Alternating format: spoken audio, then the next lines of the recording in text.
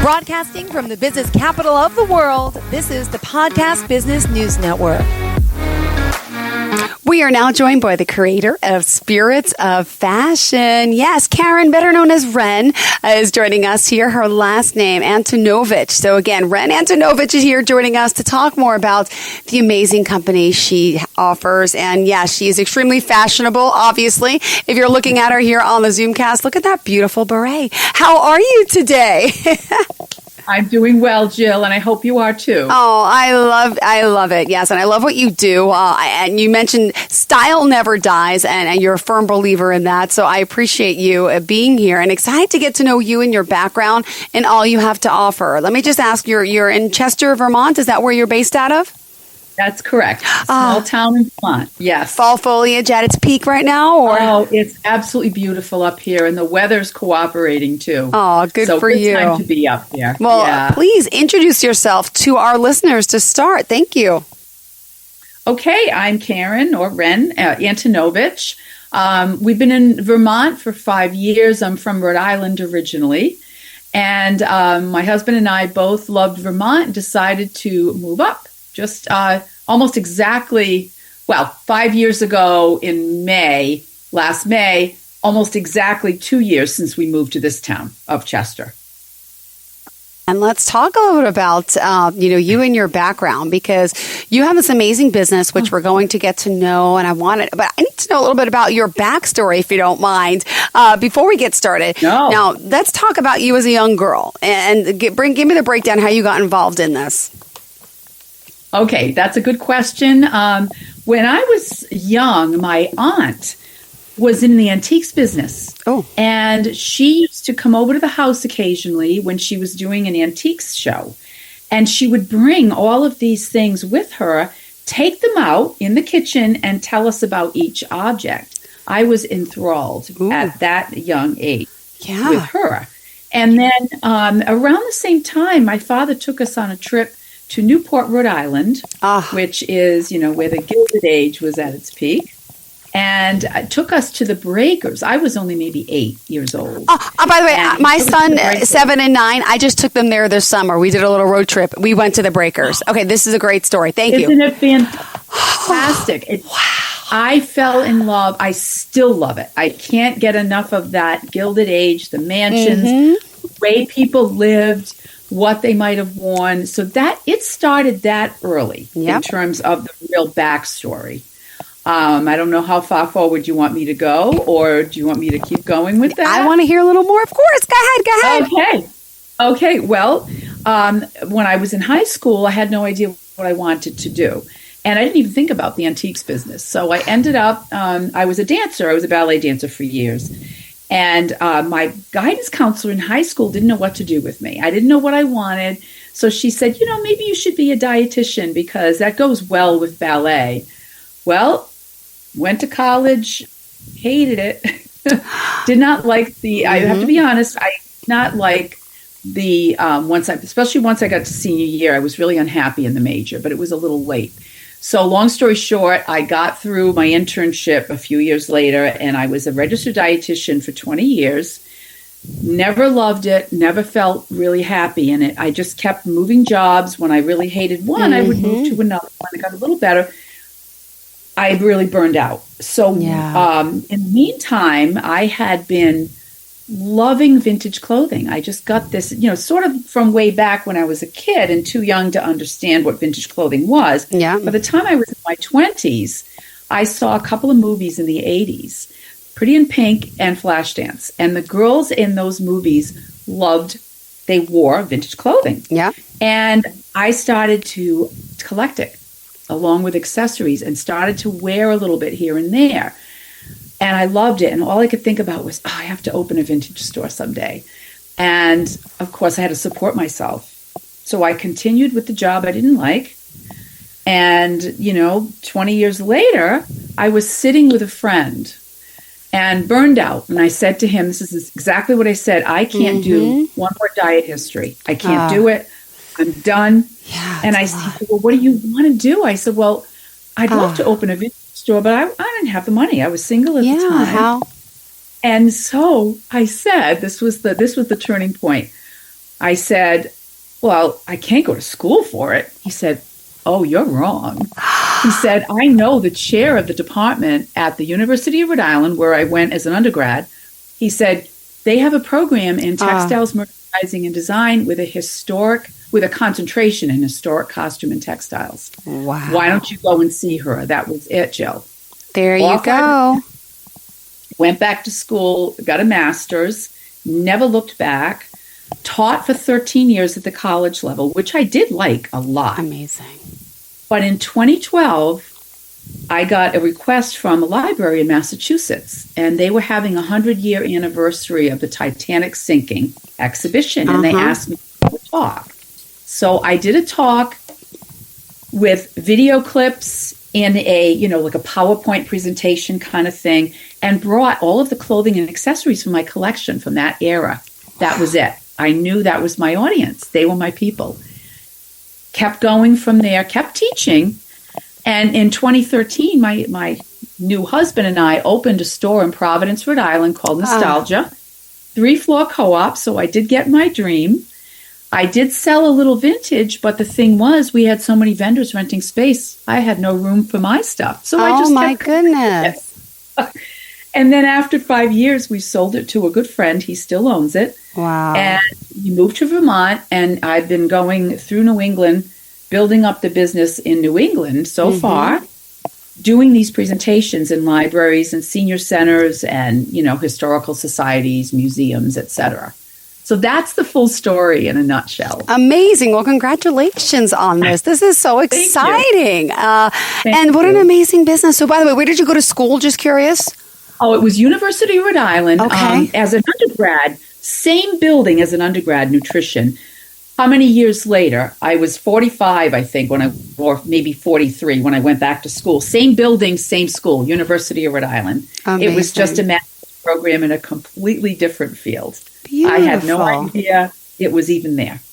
Amazing. So, and then you got your start in the field of historic costume, you said, when you discovered the love of vintage and antique fashion and accessories. So you were in your late 20s at that point? Yeah, when I started really looking at it and collecting and going to vintage stores and all of that. But it took until my 40s till I found out there was a program.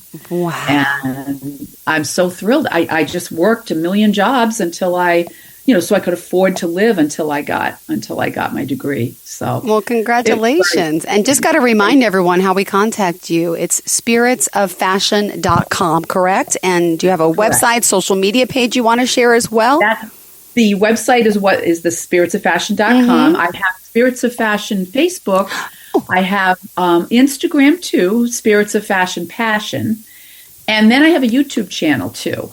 So that's Spirits of Fashion as well. So any of those places, they can get in touch with me, sure. Wow. And also, I got to point out, you were asked by the event planner back in 2012 in a Massachusetts library to do a presentation about fashions aboard the Titanic. What? That's correct. What? That's exactly right. Yeah. And they had a little exhibition, and I just happened to have a really good audience. And somebody videotaped it. I got the whole, it's on a CD, if you can believe that. That's a while ago. And the whole presentation's on there, and he interviewed me. It was just the best experience I ever had. The best. And that's how I knew that's what I needed to do. Amazing. Still going. All right. Well, let's get started and talk more about, growing your business and what type of presentations you're doing. And this is fascinating. So where do we start? Oh, well, I just started building up from there. So I have a whole list of them under presentations on my website. I have a whole list. And I keep doing more of them if someone asks me, do you have, for example, this December, someone said, do you have something on holiday fashion? Ooh. So I said, well, you know what? I have one on Dickens. And that time, because it's so Christmas related with, his Night Before Christmas. However, I said, why don't I just do a new one for you? I said, well, just do through the years, holiday fashions through the years. Do Victorian, right through the 20th century. So I have to build that up now. But I also do the Gilded Age.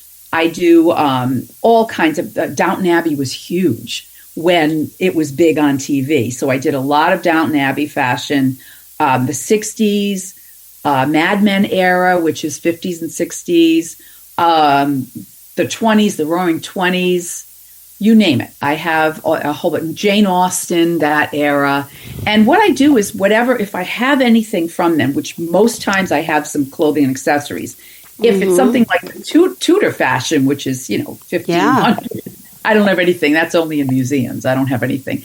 But I still do the same kind of show. Right now, the big thing is Bewitched styles at the time of the Salem witch trials. Because I want to take my kids to Salem. Years ago, I went there, stayed at that beautiful hotel on the water, and I want to do that. But I'll have to do that next Halloween for sure. Around that, beautiful up there. We just came back. My sisters and I go every year. We just came back a couple days ago. So you're my expert in that. I'll contact you to get more details. Thank you, Ren. Oh, please do. I can tell you everything. Yeah, it's great. It's great. So that's been the latest one. So, my idea is trying to, because I do this virtually too. Yeah. It's just that after after the pandemic, people were tired of the virtual stuff. But now people are starting to ask me again, can you do this virtually? And I'm hoping to get the word out that I can do this anywhere virtually. And I do the in-person in New England, but I can go anywhere and do it virtually. They can contact me from California and I can do it. So I'm trying to get the word out to different parts of the country, whoever would like to have that kind of a presentation. Hence, you are here talking to us. My goodness, you are so inspiring and ready to go and to even do more. My goodness. How do you manage all this? Wow, this is fascinating. Well, I do this. It's the only job I really have right now. Mm-hmm. I don't have another job I have to go to. I volunteer at our local thrift store, but it's only once a week, and I'm just ready to go. They ask me to go somewhere. I get in the car and I just go and do it. And then I have friends to stay with. So if it's a little bit too far for me to travel in one day, I have plenty of friends back home, as I still say, back in Rhode Island and Massachusetts that I can stay with. So that helps. Sometimes you just don't feel like driving. I don't like driving at night, so it's really tough. I usually have to stay at a hotel if it's too far to drive after an event program. But that's not as common. It's usually something I can do in a day. Oh, my goodness. Well, let's also point out, by the way, I'm on the website, so I'm looking at some of your listings as well and all your group get-togethers here, your finds, I should say. And so this month has got to be pretty intense, right? This is my busy season. Yeah, absolutely. Yeah. I see there's, what was it? The Spirits of Fashion. That was a flyer that you had on the website as well. And you could travel through time. Could you share? I mean, these presentations are beautiful. I wish, we could share pictures next time maybe. But I want to know some more about, some of the other, the costumes that you have. In terms of what I bring, I have things as old as Victorian. I do have some Victorian dresses and accessories and shoes and all of that. And then the 20th century, let me just put it this way, Jill. My closet is packed. I can barely move the hangers. It's bad. Then we have a huge cellar where I have acid-free boxes and tissue for the really older garments that shouldn't be on hangers. So that's down there. So any era, I really have something from it, whether it's Victorian, whether it's, Edwardian period, turn of the century, 1920s, 30s, 40s, and right through. Even the 80s. Now, the younger people think that 80s and 90s and even Y2K is vintage. So, I have to keep up with that too. So I do have some 80s pieces too. And when I do a presentation, I wear something from the era unless it's so long ago that it's too fragile. So then I wear something inspired by it, or I wear a reproduction of, something, say, from the 20s. That way I don't ruin the collection I already have by wearing it. And where do you store all this? Just curious. I've got closets and I've got lots of room in the cellar with big boxes. Okay. And acid-free. If you can do acid-free, it protects the garments for longer. Really? So that's I store it, but it's insane. I mean, if you came in here, you'd be like, this woman is crazy. But it's just, I when I see it, I buy it because I bring it to bring joy to the people who I do the event for. They love it. They love to come and touch it. And, we couldn't touch it in grad school. You had to wear white gloves. But these pieces aren't going to a museum. They can be touched, they can be handled, and it's because it's for my audiences. So, so that's what I do, and I'd love to be able to do this for more people, and it's an unusual thing. It is. It's so I've never spoken to anyone like you. You are strictly unique. Uniquely unique. I think that's the word I'm looking for. Thank you. Really, clearly. And you travel now throughout New England to do these presentations in person. You do them virtually. But you can reach this globally. My goodness. And nationally. It would be so much fun. I would love it because it's the same thing virtually. The only thing is they can't touch it because it's not with them. But I still show the same clothing. The same presentation is on screen. I share the screen, and then they get to see all the clothing and accessories. So I do the best I can in terms of giving them the same exact, experience, with the exception of being able to touch the clothes. That's it. And they can ask questions same way as they do in the live ones. Beautiful. So, I love this. Yay. I'm excited for this. I want to hear, what do your attendees say after these presentations? I mean, I got to hear some of this. Yeah, well, I'm very fortunate because, it comes easily to me, Jill, to get up there. It just does. It's just easy for me. And they'll say, oh, that was wonderful. Or, I can see your passion coming through. And thanks for letting us, touch the clothing. And sometimes I'll get gentlemen, not as often, but sometimes the wives will drag the guys with them. And the gentleman will come up and say, I never had an interest in this, but your real enthusiasm has really helped me enjoy the fashion as well as the era. So I can win some of them over. And, I joke with them. Like I say, we don't usually get guys. I guess we have to talk about the guys' fashion a little. And, I'll kid them. And it gets them involved. I try to get the audience involved in it, too. Wow. So, there's good comments, thankfully. Amazing. They have fun. And then they say, geez, you just brought me down memory lane, which is nice to hear, because that's the idea is, some of them remember wearing some of this, or they remember their parents wearing it, grandparents. What about, do you also have the Roaring 20s? I think I read that on your site as well. The Roaring 20s is fun. Yes. Yay! It's some of the libraries will have teas, so the women will dress up. So they'll wear nice hats, or they might wear something 20s inspired. Oh my and that's gosh! Fun too. Oh my goodness! Oh. Yeah. Well, what else did you want your listeners and audience to know about you, and what fun Spirit of Fashion could be for them? Well, I will tell you that the event hosts, when they finally find me and have me come, they're not disappointed. They usually want me to come back and do another one. And even their attendees will say, can you bring her back? We want to hear this other one. We want to hear another presentation. So I just want to get the word out and let people at libraries, anybody who's looking for entertainment that's also educational. Yeah. And that is something that once they hear it, once they see it, they're usually really happy with it, but they don't know about me. Yeah. So, it's hard to get the word out there. How many letters can I write to libraries across the country? That's the tough thing. Yes. So I think, and word of mouth is important. That helps me a lot. Once someone tells another event host about it, they'll usually get in touch with me and say, can you come here and do that? So that's the idea, is trying to just get more people. And it's also, and we can talk about this next time if you want, but I also do styling with my seniors, trying to get them to not feel so invisible.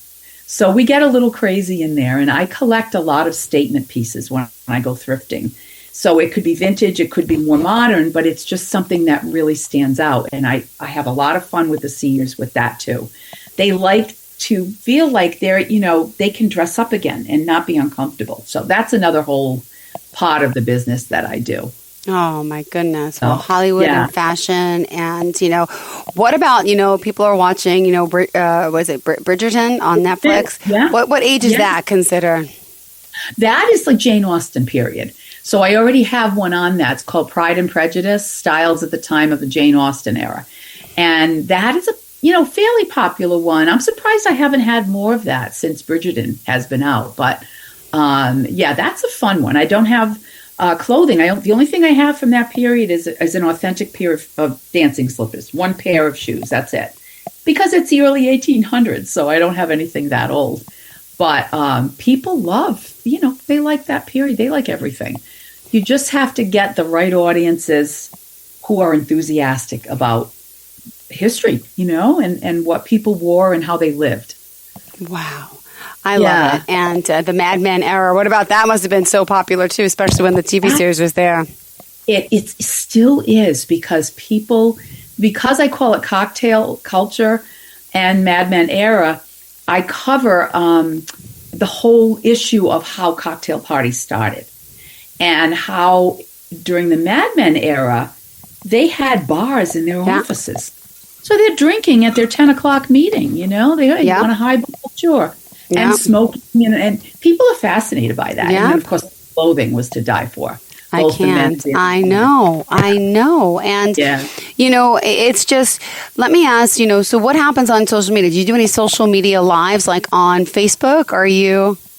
I haven't done lives yet. I think I would love to. I'm still learning. I mean, I'm a little older, so I'm learning. It's tough for me sometimes with social media. YouTube, I've been doing that. I know how to do that.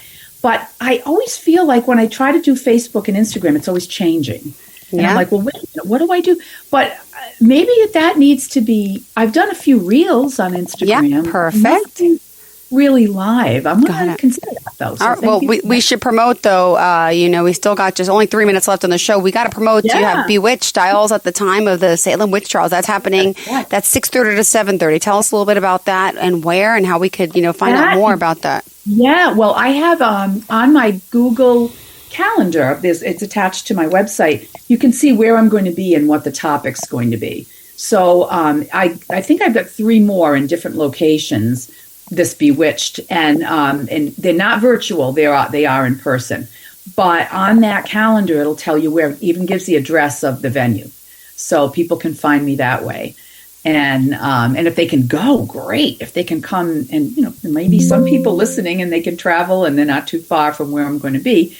It's usually Massachusetts. Connecticut is big. I do a lot of libraries in Connecticut, and coming up too. So there's one I'm doing in Niantic, Connecticut, this coming Wednesday.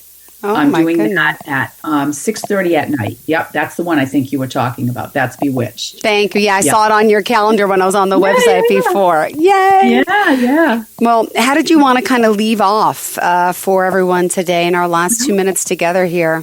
Yeah, I would just love people to learn more about me by checking out my website at spiritsoffashion.com. And that gives all the information where you can find me. It has the presentation list, the flyer, all of that, a description of all the presentations with a picture attached. And then, of course, I have a YouTube channel and a Facebook page, both Spirits of Fashion, and Instagram is Spirits of Fashion Passion. Perfect. And I would love people to reach out to me, DM me, or get in touch with me on the website. I have a newsletter that comes out monthly that's free. That's also a form on the website that people can fill out. And I would love to hear from anyone who is interested. Beautiful. Well, thank you so much. Pleasure getting to know you. Great seeing you. And I want people to check out that website and see all these beautiful, costumes and these beautiful periods, all these, how people used to dress. As you say, it's a fashion odyssey, right? Yes, it is an odyssey. Yes, come on the journey with me. And you also have some of your own listings as well, Ren, that you sell too, right? I was, Jill. I was on Poshmark. I don't love selling. I will be honest with you. The problem is I really don't want to get rid of my collection yet. Maybe down the line, but I do have a Poshmark. There's not much on there right now. All right, thank you. I'm more into collecting than selling. All right, thank you so much. Pleasure having you here. Looking forward to the next time we get to connect, okay? Thanks so much. And to all of our listeners, stay tuned. We'll be right back with more. Can't wait to talk next time. And maybe you could show us some of the pieces here on air. I'll do it. Beautiful. Thank you, Karen. Right. Bye-bye. See you next time. Bye-bye.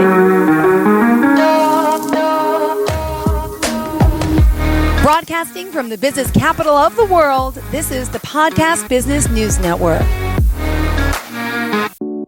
When it comes to making plans, you are the best. What about those round trips that you plan in advance, which are perfect on your way there and perfect on your way back? Or those meetings with friends for which you make a group chat 3 months before so that nobody or anything is missing? Or your daughter's first birthday party. You planned it with such dedication that instead of the first, it felt like our 15s. The same way you plan each detail for those moments. Start planning to protect you and your loved ones from a natural disaster. Sign up for local weather and emergency alerts. Prepare an emergency kit. And make a family communications plan. Protecting your family is the best plan you can make.